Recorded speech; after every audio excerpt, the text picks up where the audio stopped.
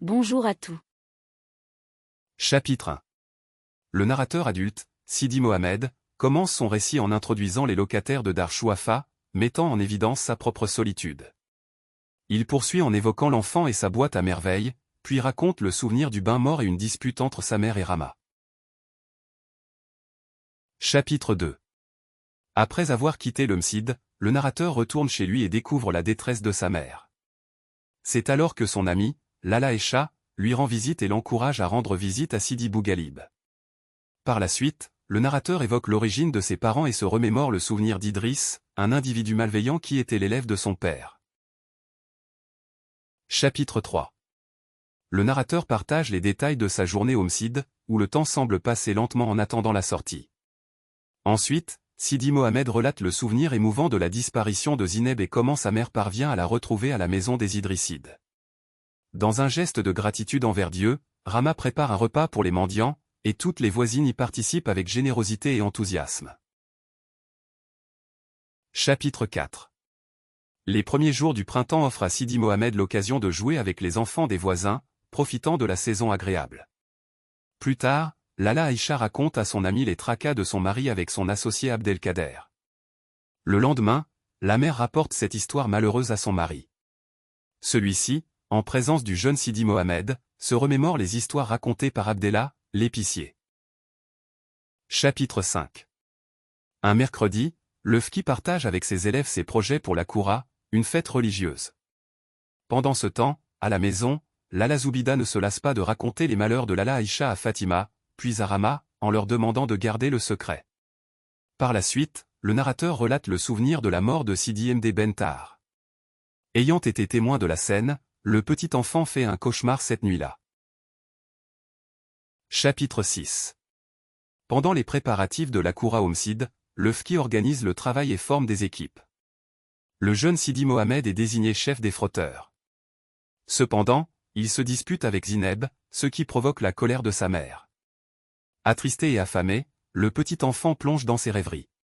Plus tard, le narrateur nous rapporte l'histoire de Lala Khadija et de son mari, l'oncle Othman, telle que racontée par Rama aux voisines. Chapitre 7.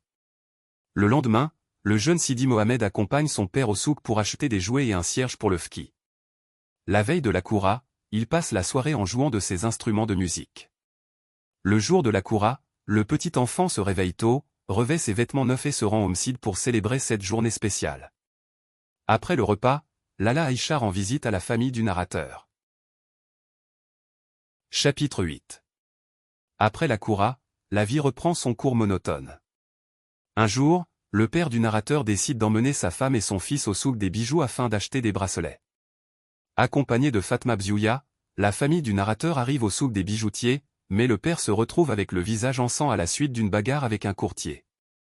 Lala Zoubida, bouleversée par cet incident, refuse désormais d'acheter les bracelets, croyant qu'ils portent malheur. Pendant ce temps, Sidi Mohamed tombe malade. Chapitre 9.